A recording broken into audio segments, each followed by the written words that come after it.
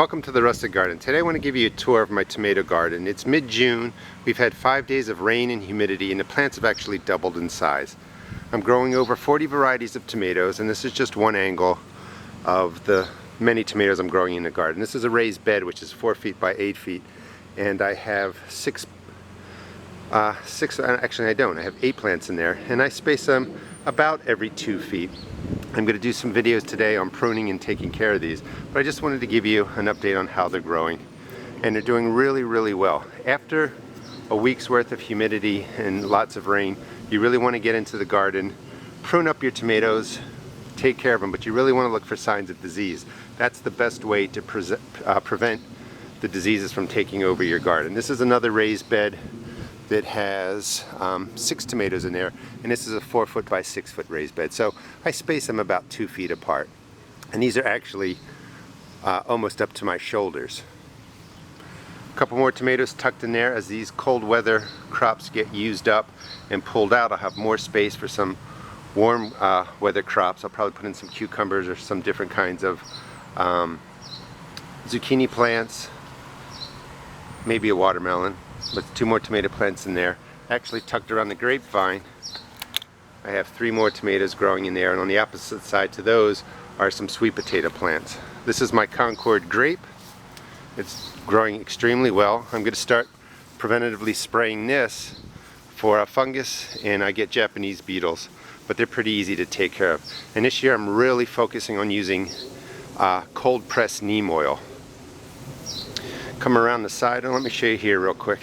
This is my fig tree that's been growing here for maybe 10 years. We had a crazy winter, lots of nights of below 15-degree temperature, even into the single digits, and it actually killed off the top growth of my fig tree. I'm going to have to remove that.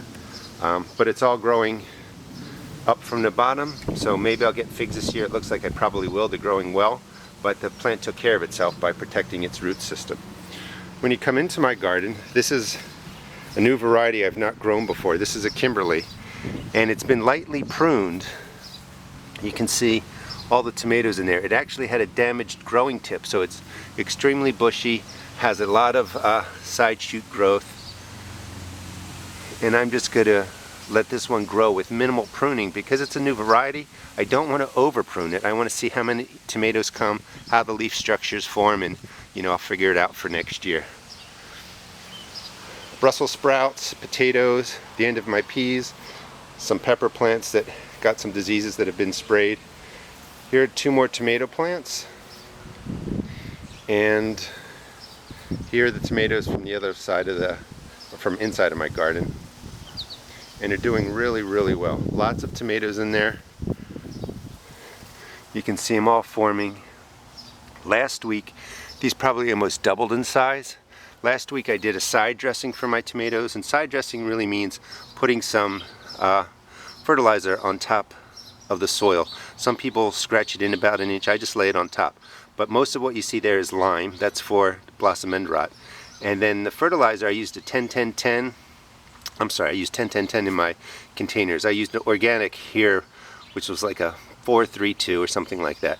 The numbers don't matter so much. You just want to put in some extra fertilizer on top of the soil, but make sure when you do it, you keep it at least 6 inches away from the main stem. You don't want to burn your plant, so just scatter whatever slow release fertilizer you have around the plant.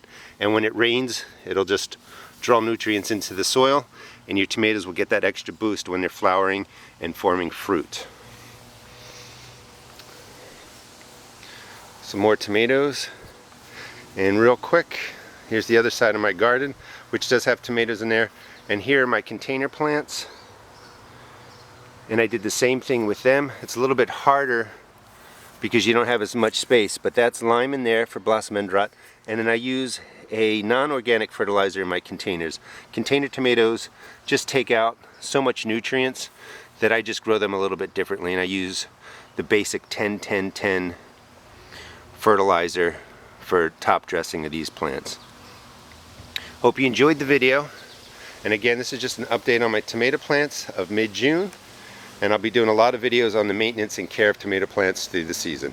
Please check out my blog at www therustigarden.blogspot.com, and also check out my YouTube videos. Thanks.